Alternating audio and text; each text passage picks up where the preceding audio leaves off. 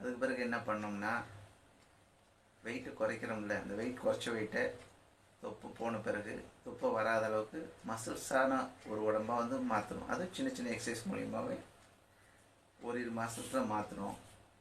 இப்போது வாழ்நாள் வரைக்கும் இப்போ பாருங்கள், ஒரு 3.5 வருஷம் 4 வருஷம் ஆக போகுது. வெயிட் கூடாமல் தொப்பை போடாமல் ஒரு ஆரோக்கியமான வாழ்க்கையை ரன் பண்ணிகிட்ருக்கோம். நீங்களும் உங்கள் வீட்டிலேருந்து நிறைய முயற்சி பண்ணுறீங்களா?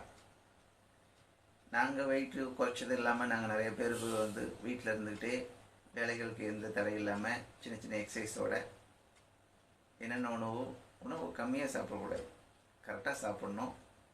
எந்தெந்த உணவு அதிகமாக சாப்பிட்ணுமோ அதிகமாக சாப்பிட்ணும், எதாவது உணவு கம்மியாக சாப்பிட்ணுமோ அதை கம்மியாக சாப்பிட்ணும்.